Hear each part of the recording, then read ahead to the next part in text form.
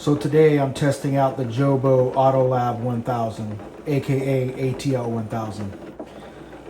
This thing's pretty old, but it seems to be working good.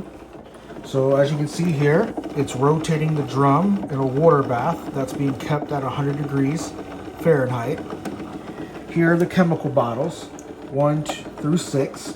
1, 2, and 3 is your developer, bleach, fixer. Okay, or if you're doing black and white, developer, fixer.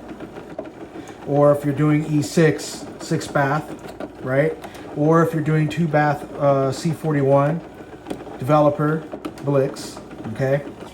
And so right now what's happening is that there is 500 milliliters of water in tanks 1, 2, 3. And what I'm doing is testing that when the machine pumps the water in the canister, or the tank rather, and then dumps the water out via these drain tubes down here, am I have the same volume of water I started with? Because if I don't, it's telling me there's a leak somewhere, okay? I'm also testing to make sure it gets the chemicals up to temperature, right? It's very important with any of these processes, either C41, E6, or ECN2, that your chemistry is up to temperature, especially the developer. So I have one of these, a Kodak process thermometer, which are very, very accurate to let me know what the temperature of the liquid in the tanks are when this thing is ready.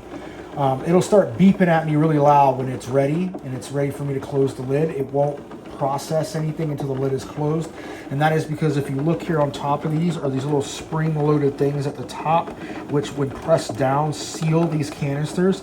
They have to be sealed so when the pump works, it creates a vacuum to suck the chemistry into the tank. And if you look up here, you'll see that notch up there as well as presses, this right here, presses against those lids. So it's very important that this is pressed down tightly when you start this. So we'll wait for the chemicals or water in my test here to get the temperature. Then we'll test the temperature, and then we will then let it run through the process. And what I'm going to do here is I'm going to put this cup here in the hose here marked C for chemicals to capture the water out of the developer stage. And when I do that, I should have roughly 500 milliliters, right? It probably will be a little under. It should be very minimal because there's probably some water left in the drain tube, right? Some chemicals still in the tube from the tank to, from the holding tank to the processing tank. So there's going to be a little loss, but that should be a very little delta. So we'll see. And if it's good, that tells me that I'm not losing any chemistry and I don't have any leaks anywhere. All right, so that loud, annoying beeping is letting me that everything's at temperature. And looking at the water bath here is exactly at 100 here on the process thermometer. I don't know if I can show you this on the camera, but if you look right there, it's right at 100. And it's probably dropping as I took it out, of course. Now let's test the actual water in the chemistry bottles, right? So let's see here. We are right at 100. Perfect. So that means the water bath is at temperature. It means my chemistry is at temperature, and we'll test the other one here as well. So let's take a look at tank 2.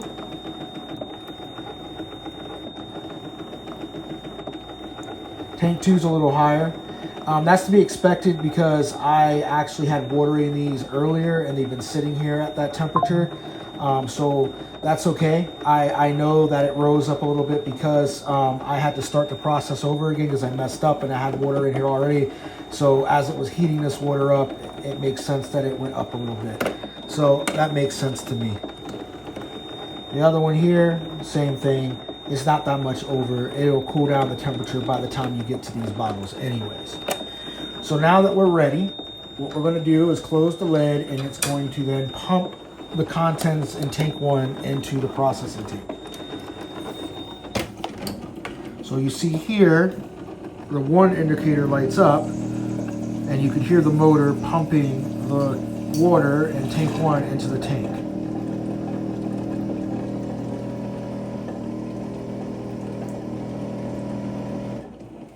So we'll let this run. It'll take 3 minutes and 15 seconds before it'll dump the water out, and then I'll collect it down here in this cup and see if I'm pretty much at 500 milliliters of liquid.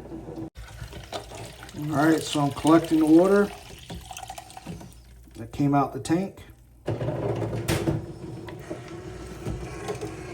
Okay. And you can see very, very close to 500. Actually, this is not level. Let me come over here.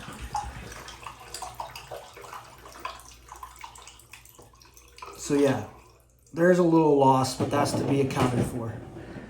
You're not going to get every bit out of there. But yeah, I don't think it's losing any chemistry. I haven't noticed any leaks when I've ran it before. I have actually ran chemistry through this machine and didn't notice any chemistry in the water bath, which is where it would leak out to. So I'm pretty certain there's no leaks. And that minimal loss of chemistry there, as you know, is stabilized here more. So if you take a look here, it's pretty close. Pretty close.